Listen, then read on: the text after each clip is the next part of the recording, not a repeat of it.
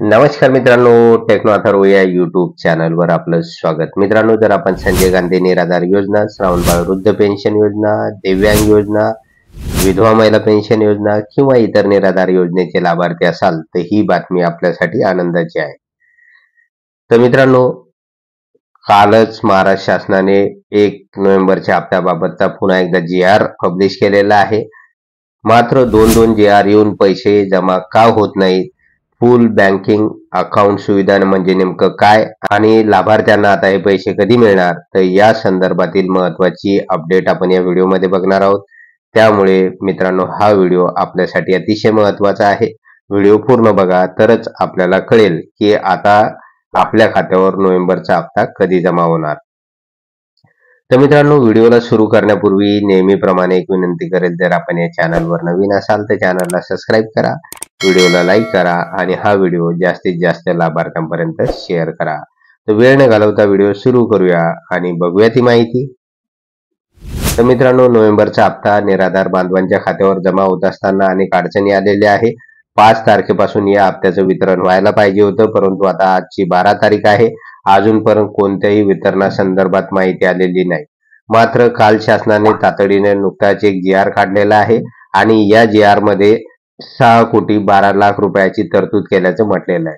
तर मित्रांनो, या अनुषंगाने याच्या अगोदर सुद्धा नोव्हेंबरच्या हप्त्याबाबतचा 30 ऑक्टोबरचा GR शासनाने काढलेला होता आणि तो GR आणि 11 नोव्हेंबर म्हणजे कालचा GR, या दोन्ही GRचं मी अनालिसिस केलेलं आहे आणि बघितलेलं आहे की त्याच्यामध्ये नेमकं काय चेंजेस झालेले.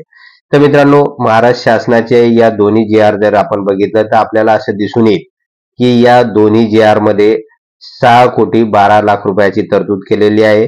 म्हणजे सगळं काही सेम असताना सुद्धा शासनाला हा परत परत GR का काढावा लागतोय? शासन हे निराधार बांधव आणि दिव्यांग बांधवांची फसवणूक तर करत नाही ना? तर मित्रांनो, आणि शासन निर्णय काढण्यापूर्वी शासनाला अर्थ विभागाची परमिशन घ्यावी लागते. 30 ऑक्टोबरचा GR काढत असताना सुद्धा शासनाने ही परवानगी घेतलेली असावे आणि तरच त्यानुसार GR काढलेला होता आणि SBI कडे हा निधी वर्ग केलेला होता. तरी पण लाभार्थ्यांच्या खात्यावर पैसे जमा झालेले नव्हते आणि कालचा जो काही GR काढलेला आहे तर त्याच्यामध्ये सुद्धा असंच म्हटलेलं आहे, अर्थ विभागाची आम्हाला परमिशन मिळालेली आहे आणि त्यानुसार आता लाभार्थ्यांच्या खात्यावर हे पैसे वितरित करण्यासाठी SBI कडे फंड जमा करण्यात आलेला आहे. तर मित्रांनो, याच्यामध्ये फरक काहीच नाही. तर मित्रांनो, जे काही दिव्यांग बांधव आहे, निराधार बांधव आहे, यांचा जो काही फंड आहे तर तो इतरत्र वळवल्यामुळे, वेळेवर फंड उपलब्ध न झाल्यामुळे परत परत शासनावर अशी नामुष्कीची वेळ येते आणि ते परत अशा प्रकारचे वेळोवेळी GR काढतात. आता मित्रांनो, 11 नोव्हेंबरच्या GR मध्ये खाली एक स्टेटमेंट केलेलं आहे की पुलिंग बँक अकाउंट सुविधा. तर मित्रांनो, आता हे पैसे आपल्याला पुलिंग बँक अकाउंट सुविधेमार्फत मिळणार का DBT मार्फत मिळणार, तर हा मोठा प्रश्न आहे. अनेक ठिकाणी असं सांगण्यात येत आहे की आता पैसे वितरणाची नवीन सुविधा आलेली आहे किंवा नवीन सिस्टम आणण्यात आलेली आहे.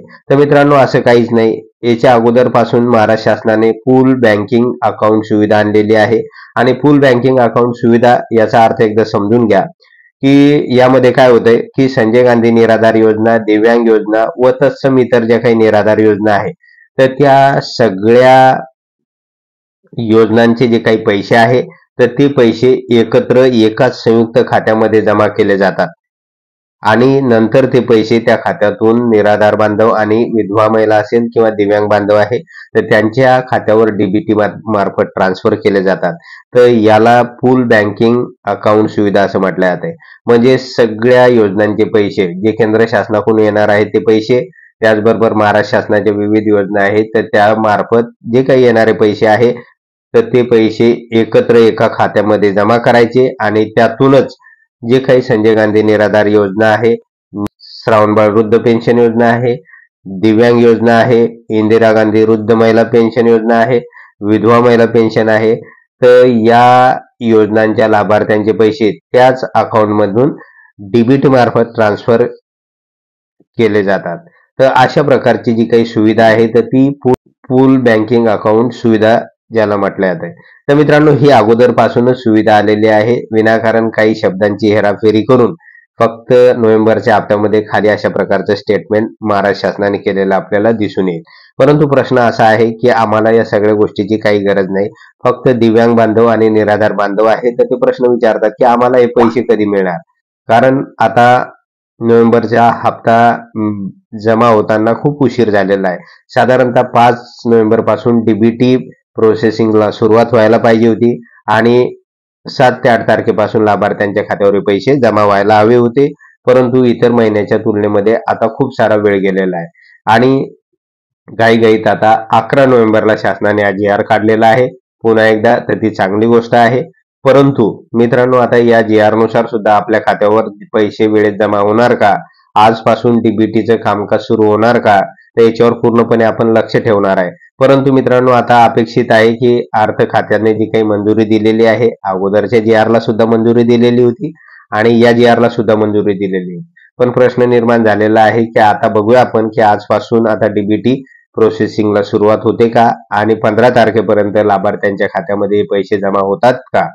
तर हे पाहणं आता गरजेचं आहे.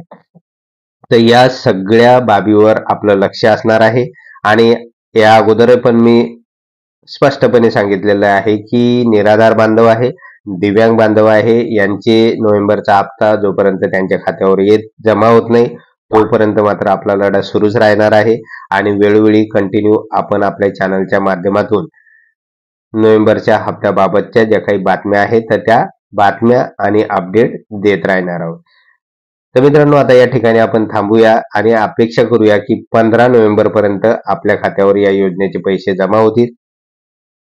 तर मित्रांनो, एवढंच होतं या व्हिडिओमध्ये. जर आपणास हा व्हिडिओ आवडला असेल तर व्हिडिओला लाईक करा, चॅनलला सबस्क्राईब करा आणि हा व्हिडिओ जास्तीत जास्त लाभार्थ्यांपर्यंत शेअर करा. धन्यवाद.